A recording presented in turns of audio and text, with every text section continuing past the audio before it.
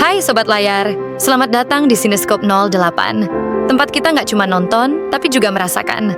Karena kadang, film bukan sekadar hiburan, tapi cermin kecil yang diam-diam nunjukin luka yang nggak kita sadari. Hari ini aku mau ajak kamu masuk ke sebuah cerita yang sunyi, tapi nyeseknya pelan-pelan nyeret ke hati. Sebuah drama psikologis dari Inggris yang lembut, dan diam-diam bikin kita mikir ulang soal hadirnya orang dewasa di dunia anak-anak.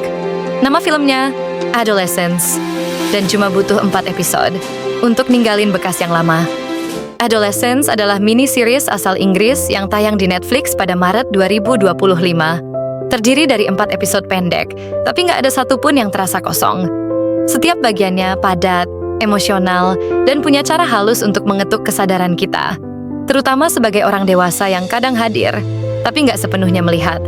Kita diajak menyelami dunia Jamie, anak laki-laki 13 tahun yang hidupnya sunyi. Tapi justru dari kesunyian itulah, kita mulai dengar jeritan yang paling dalam. Dari seorang anak yang cuma ingin dimengerti.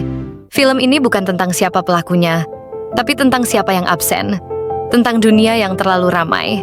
Sampai lupa dengar suara paling pelan dari anak-anak. Nontonnya nggak bikin takut, tapi bikin sesak. Karena semuanya terasa nyata. Dan mungkin kamu pernah ada di posisi yang sama.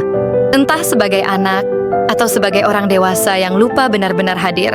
Visual film ini juga kuat. Tone warna biru dingin, abu-abu sendu, dan ruang-ruang sepi yang gak butuh kata-kata untuk bikin kamu terdiam. Dan jujur, aku sendiri terdiam cukup lama setelah filmnya selesai. Ada momen ketika air mata jatuh tanpa permisi, dan saat itu aku sadar bahwa sesak dari cerita ini gak bisa cepat-cepat dilupakan. Buatku, Adolescence adalah pengingat bahwa cinta yang gak hadir bisa terasa seperti luka yang gak kelihatan. Dan kadang, anak-anak yang paling diam, justru yang paling bingung harus cerita ke siapa. Film ini ngajarin kita satu hal penting, bahwa jadi orang tua, guru, atau kakak, bukan cuma soal ngatur, tapi soal hadir, mendengar, dan benar-benar mengerti.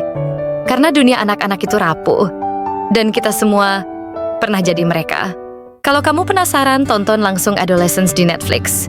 Cuma 4 episode, tapi dalamnya cukup buat bikin kamu merenung lama. Dan kalau menurut kamu film ini penting buat dibicarakan, bantu share video ini ya. Kalau kamu udah nonton, tulis satu hal kecil yang paling ngena buat kamu. Atau kalau belum, boleh juga share apa yang kamu rasain setelah dengerin cerita ini bareng aku.